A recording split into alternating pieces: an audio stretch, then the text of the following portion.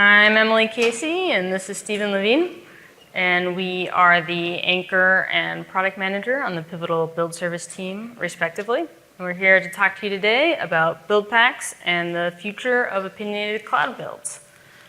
So a little teaser, eventually in this talk, we're going to share with you the cool new build pack API and some tools you can use to try it out. But first, we're going to take a step back and tell you the story. So this story begins in a familiar place. You have a developer. This developer is writing their application. They run CF push. Their application is pushed to PAS. And as far as they're concerned, everything is great. So what happens behind the scenes when this developer pushes their application to PAS? First of all, a staging container is created. And this container will contain the build pack that will be used to build the application. The app that the developer pushed is streamed into the staging container. The build pack then inspects this app and installs the dependencies.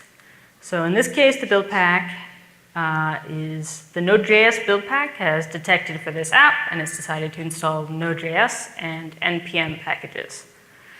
So all of these layers, the app layer, the Node.js layer, and the NPM packages layer, are then tarred together to create an artifact called a droplet. This droplet is then exported from the staging container. So next it's time to create running instances of the app. The correct number of run containers are created for the requested instances of the app. These containers have OS packages on them that come from the container rootfs. So a copy of the droplet is streamed into each of these run containers, and voila, you have running instances of your application. So sometimes you have vulnerabilities in the operating system packages that sort of underlie applications, and you want to update those without rebuilding the droplet and rebuilding the application. Cloud Foundry has this thing called a Diego cell. You have many Diego cells in a foundation. And a Diego cell runs many applications and has a set of operating system packages for the application containers called the stack or the rootfs, and a set of operating system packages for the stem cell that's used when you deploy BOSH for those services to run on top of. And so if you have a vulnerability in your operating system packages, oftentimes it's through something called the USN, which is a Ubuntu security announcement. We use Ubuntu in Cloud Foundry for sort of operating system layer. Oftentimes a vulnerability will affect both the stack and the stem cell, and you'll want to update both of those at the same time.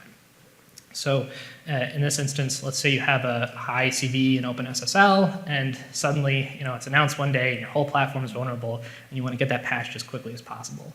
So Cloud Foundry has a really neat mechanism for dealing with this. It's sort of really efficient. It's designed kind of just to fit around how our platform works. So we will actually start up new Diego cells with exact copies of the same running applications with the same droplets, but with new operating system packages for both the app container rootfs and the sort of VM operating system level. And then we'll take down the old ones. And then we'll start new cells and take down the old cells one by one until your whole platform has been updated live in production. And so this way we can patch a high CV in OpenSSL in a matter of hours, as opposed to if you had all your developers build their apps on top of who knows what, with Docker or whatever other technology, it could take a really long time to sort of achieve the same, ETA to mitigation. So a reasonable person looking at this behind-the-scenes workflow in Cloud Foundry might ask, why are we generating droplets? You're generating an artifact that you're going to use to create running containers. Doesn't it make sense to generate a container image? That seems like the natural choice, right? And I'm going to explain to you why the droplet and the ABI compatibility guarantee between the droplet and the OS packages was critical for us to be able to provide rolling updates and good day two operations historically in Cloud Foundry. So this is going to involve a brief history of changes in Docker image specification. So once upon a time, there was the Docker v1 image format. This is how all images were stored. It was layer-oriented. Each layer contained not just a file system change set, but it contained changes to the container runtime configuration, and it contained a reference to its parent. The model is very similar to a Git tree. So the top layer could represent an image, then you add another layer, that's a diff, and you get another image. It was a familiar model, and that might be one of the reasons it took off so quickly. So let's imagine an alternate reality where PAS originally had used images to create apps. And those, let's say for simplicity, those images had two layers, one layer that has the current contents of the droplet, and another layer that is the base layer OS packages. Okay, so we've created our images, we've deployed them, everything's fine until there's a vulnerability in the base layer. So in the diagram we showed you before, when there's a vulnerability in the base layer, we can pretty seamlessly roll the cells to get you an upgrade.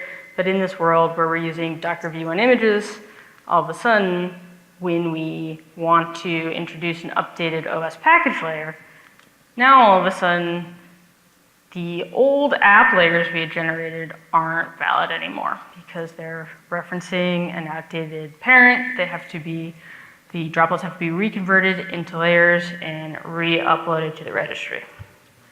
So you can imagine now that in a platform with thousands of apps, this starts to be a problem. So a change to the base layer would require us to regenerate and re-upload every single droplet layer. But it's even worse than that. So in a Docker V1 registry, blobs are scoped to a specific repo, meaning a specific image. So if I want to use a new base layer, I now need to upload a copy of that base layer for every single app in my platform. It can maybe be deduped behind the scenes, but Docker won't let you just reference a blob from a different repository in the V1 registry. So you can imagine what a rolling upgrade looks like in this world. It's very slow and network intensive because we are regenerating layers and we are re-uploading the same bits over and over and over again. Finally, Docker V1 layers are identified by ID. So each layer has a unique ID associated with it, but this ID is not linked in any contractual way to the content of the layer. So yes, if I generate a random ID every time, it's probably going to be unique. It can be an identifier for the layer, but there's nothing that stops me from assigning a layer with slightly different contents the same ID and uploading it. So when you're trying to audit your production system, the image manifest of what went into your runtime container is actually no guarantee of the content that's actually in that container. But luckily, we live in a new and improved world. We have more options than the Docker V1 image spec now. So Docker image manifest version 2, schema 2 was based off the OCI specification. It's now supported by the Docker registry and all other major image registries. So I'm going to describe what is different about OCI images and how they mitigate some of these problems I was talking about with Docker V1 images. So OCI images are image-oriented, meaning that layers where they used to contain a lot of metadata are now simply a file system change set. All of the metadata for creating a container is in the image JSON. The image JSON also keeps track of the order of the layers, so layers no longer need to reference their parent. So we've moved away from the Git model, but we've moved to something more flexible. Now, layers, instead of being identified by a random ID, are identified by a digest of their content. Therefore, if I am referring to a layer by its digest, I can be sure that the layer I'm getting has not changed since the last time I referred to it by its digest.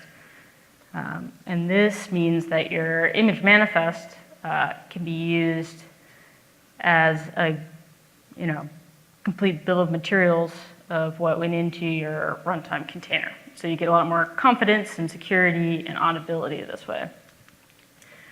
Finally, Docker Registry introduced a feature called cross-repository blob mounting. And what this means is if I'm uploading an image 1 in this picture, and I want this image to have a layer, and I know that layer already exists in image 2, I can ask the registry to mount the blob from image 2 to image 1. I don't have to re-upload the layer. All I get is a reference to the blob that already exists, and this dramatically reduces the amount of network data transfer that has to happen. So at the start of the year, we started working on a new collaborative sort of engineering effort with Heroku that will enter the Cloud Native Computing Foundation as a sandbox project next week. This sort of reimagines build packs to take advantage of these new features of the OCI image format. So this API has sort of a 4-step process for doing what build packs do for compiling. For doing what build packs do for compiling sort of applications or application source code into a runnable image.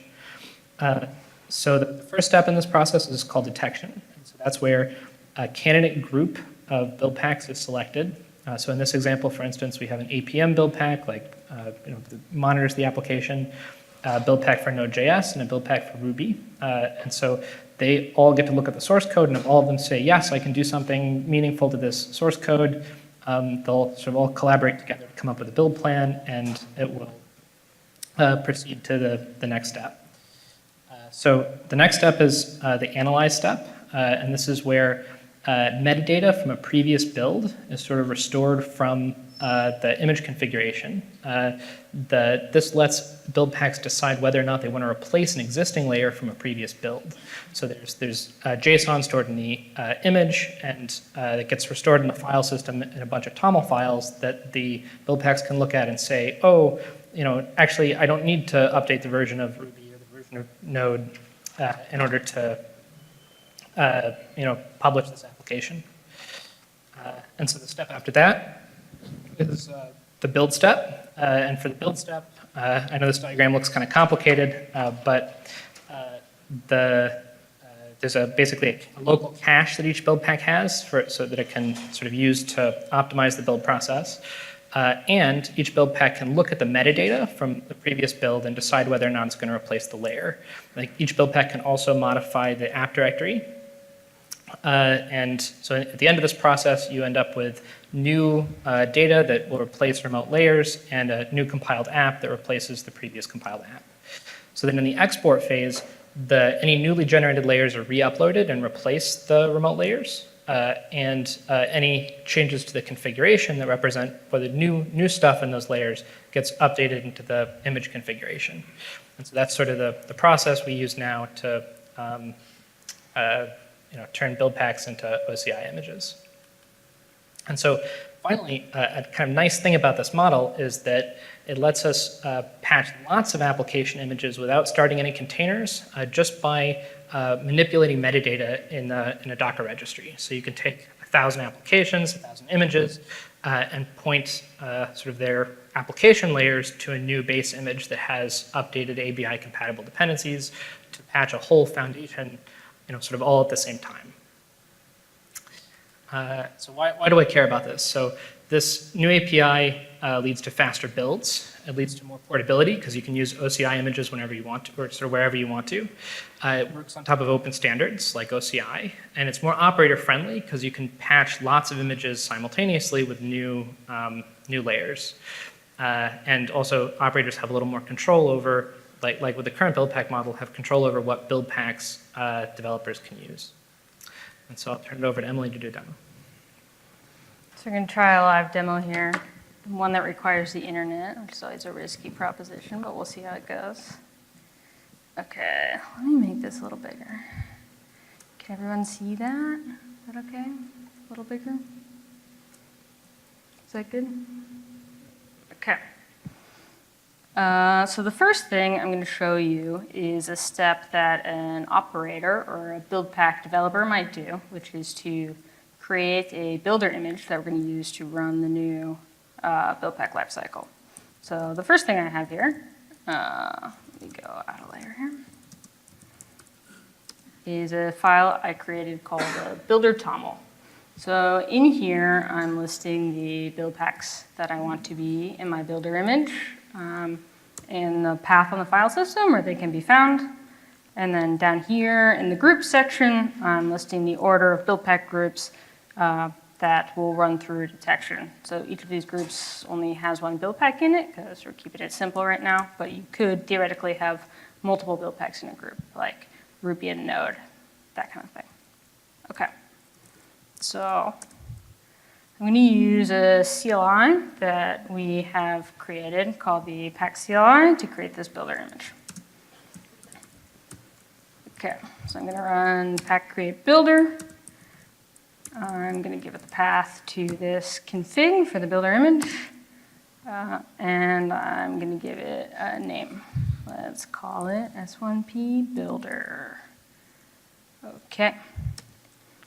So this right now is going to take an image that we published to Docker Hub called the packs build image, which has the lifecycle on it and some OS packages, and then install those build packs that I referenced on that image and generate this new builder image. Right now it's just storing this image in the local daemon. So I have my builder image, and now I would like to build an application. So in this directory, I have a Node app that I created. You can see it's a very simple Node app right here. It's got an app.js and a package.json. Okay, so to build this app, I'm going to run pack build. I'm going to specify the builder image. And again, if I was a developer rather than a platform operator, I probably wouldn't be creating my own builder images. I'd be using one provided to me. So here's my builder image. I don't need to pull it from a remote registry, so I'm going to specify the no pull flag. I'm going to give the name of the image I want to generate. Let's call it demo. And I'm going to say, yes, go ahead and publish it to Docker Hub. Okay. So there'll be a couple things to notice as this is going through. You can see, first of all, we're skipping analyze. If you're paying attention to the very complicated, the involved diagrams that Stephen showed you, I don't know how much you could pick up quickly there, but analyze is the step where we read the metadata from the previous version of the image. So in this case, there is no previous version of the image, so we don't need to analyze. So then the build pack comes and it's providing 2 layers. It's providing Node.js and it's installing Node modules. It sets the start command on the process type. And you can see here we are now exporting all the blobs that make up the image to Docker Hub. So one nice thing to note here is all of these lines where we see the phrase mounted blob.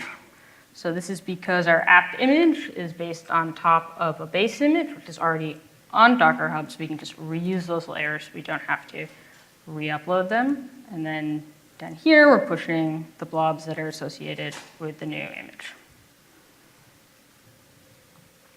Okay, so I have my image. Let's make sure it's good. I'm going to pull it down. Okay. Conference Wi-Fi is always a little slow, so we'll take this moment while it's downloading to talk about these blobs that we pushed at the end here.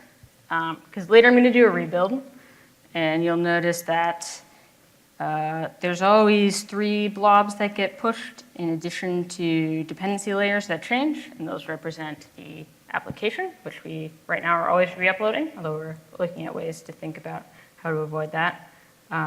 The config for the image, and the pack config, which is metadata that we package. So you'll have 3 layers that always get uploaded, and then 2 for these dependency layers, node and npm, that the build pack created. Okay, so we've got our image. I'm going to run it.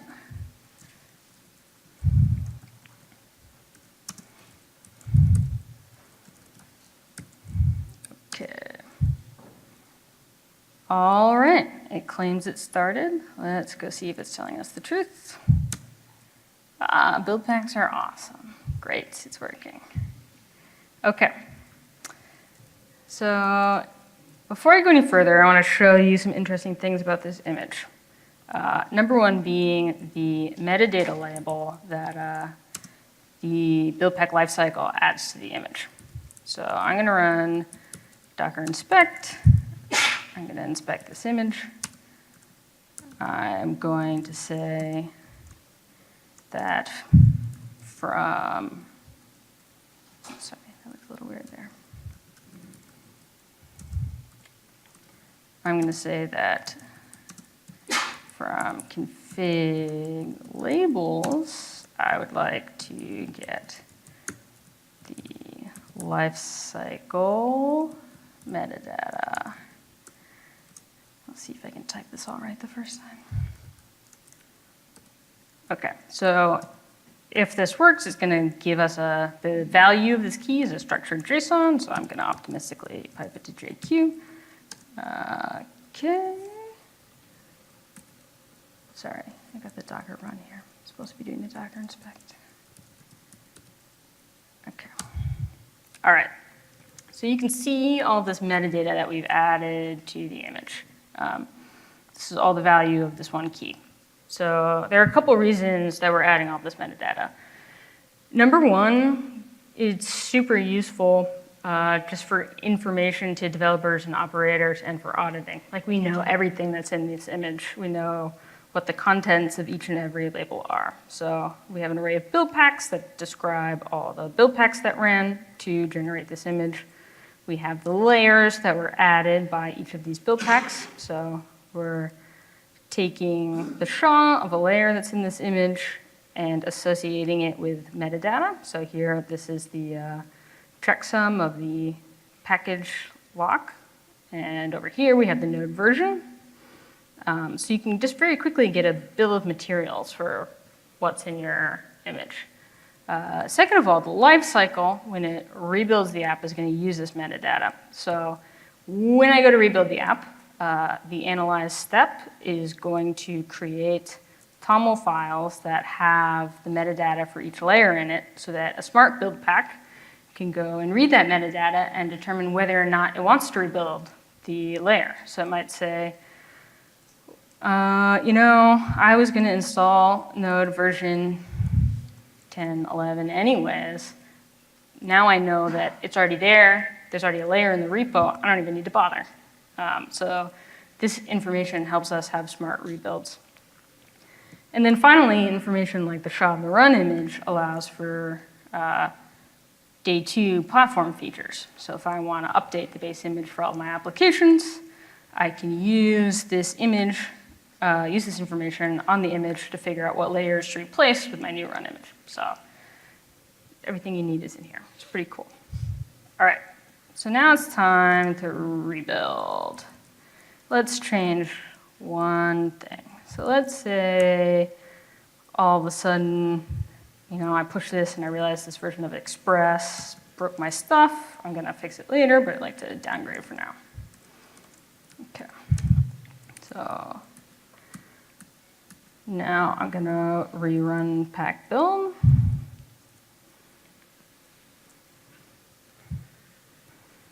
So this time it's going to run through the analyze step, and that's where it's taking all the metadata I showed you and providing it in a structured way to the build pack.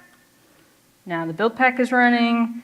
The build pack is realizing, oh, I don't need to update Node.js.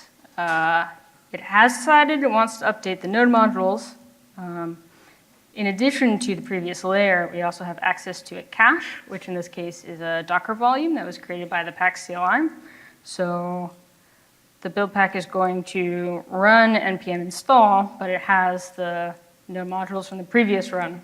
So not only is it just rebuilding the one layer it needs to rebuild, but it has a cache that will make that rebuilding faster. So here we are exporting our new image. And we can see that we're pushing the same 3 blobs. I told you we pushed every time, and just 1 blob for the 1 layer. We regenerated. Everything else can be used directly out of the registry, no data transfer necessary. And that is the overall flow of how the new BuildPack API is going to work. We'd like to answer your questions, and also, while I have your attention for a minute, direct you to our repos, the BuildPack org and GitHub, here where we have the lifecycle, which we're contributing to the CNCF so that anyone who wants to can use this new BuildPack model. And you'll also find the pack CLI in this BuildPack org. Does anyone have any questions? You guys put in huge amounts of effort on the last round of BuildPack updates. You rewrote this BuildPack thing, they all got rewritten. Yeah. And now it feels like you're about to start from scratch again. Is that wrong, or is it going to be a simple, port of all those BuildPacks? When you've got 10, 15 of them? Yeah, so the question is, sorry, I have some AV problems with this mic here. So the question is, we put in a lot of effort recently to convert all the build packs to Go, to extract a lot of, for the Cloud Foundry build packs, convert all those build packs to Go and extract a lot of functionality into a library called libbuildpack. And so, are we starting from scratch again, or is this, something else? So this effort really builds up on top of all of that work we did. The build packs will stay in Go, but we're going to modularize them even further into sort of smaller, more composable things. The last sort of revisions to the Cloud Foundry BuildPack API through the BuildPack app lifecycle really moved things in this direction, where we separated out places where dependencies lived and places where the application lived. So I think it's more like this is sort of a natural evolution from what we were doing before, if that makes sense. My other question, making BOSH releases has always been tedious, and one of my hopes and dreams for the last 5 years is one day I can use build packs to take it out and turn it into a BOSH release. Your sole product here is a Docker image. Can I get it? Now that I've got an 1804 based stem cell, is there a droplet byproduct I can take and turn it into a BOSH package? Yeah, so we haven't thought much beyond generating OCI images. I don't, if you took out a lot of the sort of fanciness around regenerating layers and caching, I don't see why you couldn't use it like that. But it is interesting. We have thought about this model as a way to distribute services that run on top of platforms that run Docker containers. As we think it could go beyond just applications.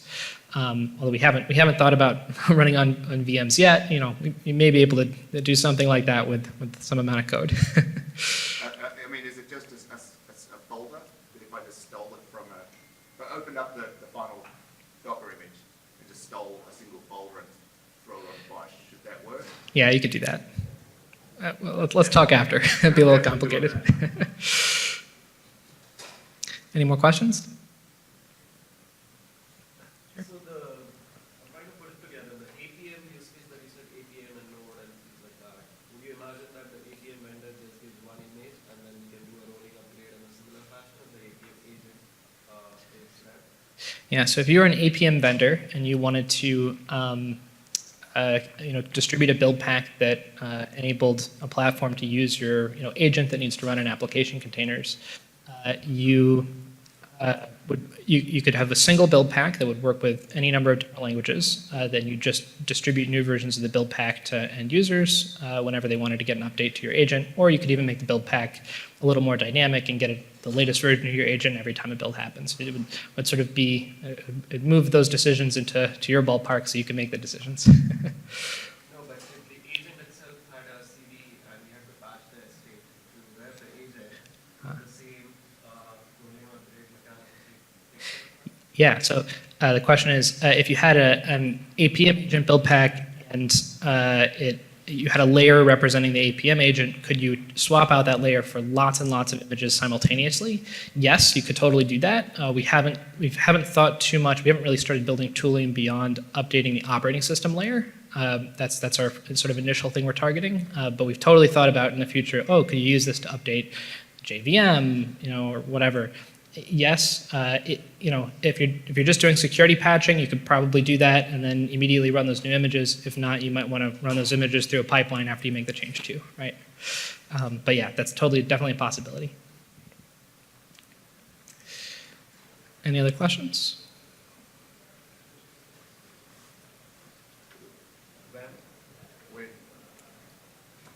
Works now. That works. That's true. When is all this coming? So everything, so I think we have 2 sample build packs right now, and the life cycle is pretty much complete, and we have a CLI for using it. So you can do this all right now. We don't have the functionality in Cloud Foundry yet. That's something we're still talking about, is what's the best migration path to get Cloud Foundry to use this new life cycle. We're giving a talk a little later about something we're doing in PAS. It's a little later today. I forget the name of the talk. It's me and Scott Cecil. I think it's in about 3 hours, and we'll sort of have more information about that migration. If that makes sense. Did you say you got a 3-hour talk this afternoon? No, in 3 hours, sorry.